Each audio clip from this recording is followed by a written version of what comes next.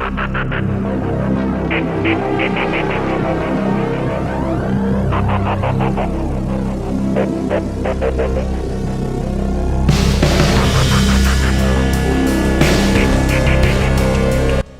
recent months, rumors have been circulating in the defense and aerospace community that the Philippine Air Force, PAF, is exploring the possibility of acquiring 44.5 generation fighter jets, 20 Swedish-made JAS-39 Gripens, and 20 American-made F-16 Fighting Falcons.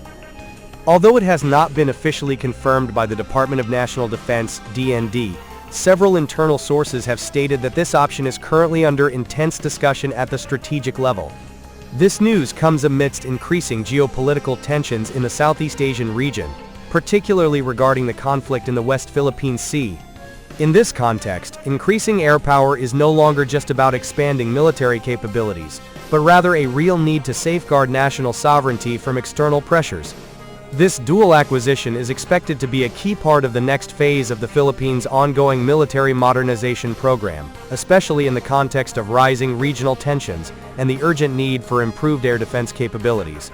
Although there has been no official statement from the Department of National Defense (DND) regarding the decision, several military and diplomatic sources with knowledge of the situation have indicated that internal evaluations are underway.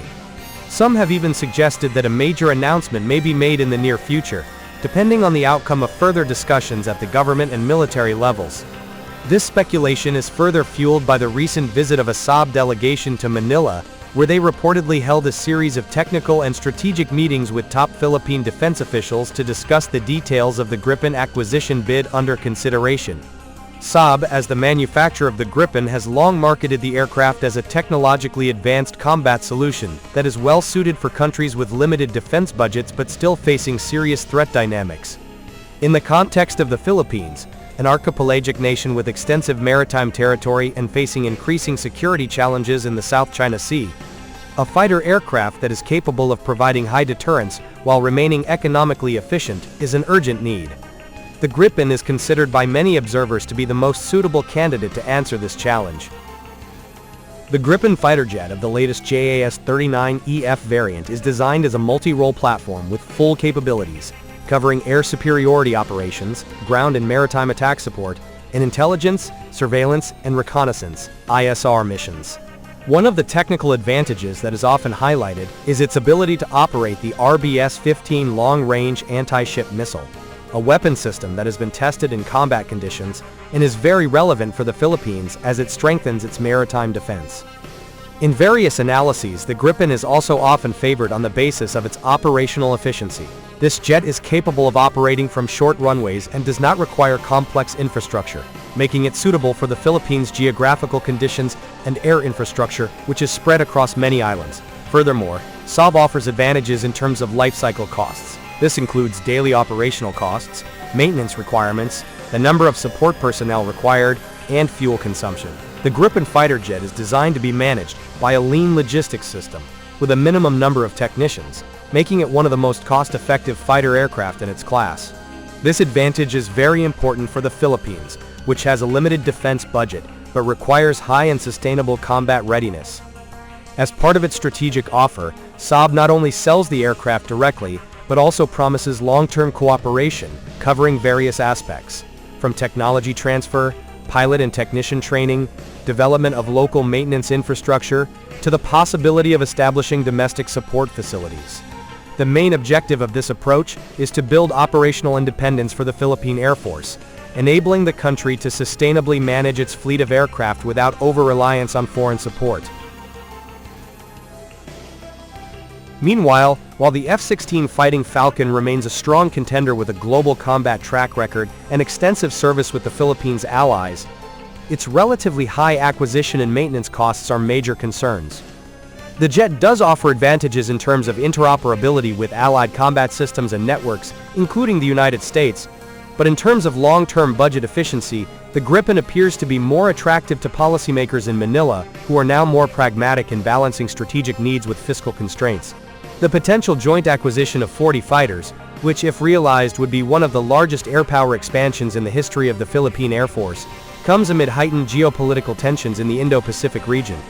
China's assertiveness in claiming disputed maritime territory, as well as the increasing frequency of security incidents in Philippine waters, have highlighted the need to significantly strengthen the country's air and maritime defense capabilities. Therefore, for national defense strategists, the acquisition of modern fighter aircraft is no longer a matter of status, but an urgent operational imperative. Should the Philippines ultimately decide to adopt the Gripen as the backbone of its future air force, the move would not only be a significant milestone in the modernization of the nation's military, but would also represent a paradigm shift towards a more resilient, self-sufficient and adaptive defense posture to contemporary threats.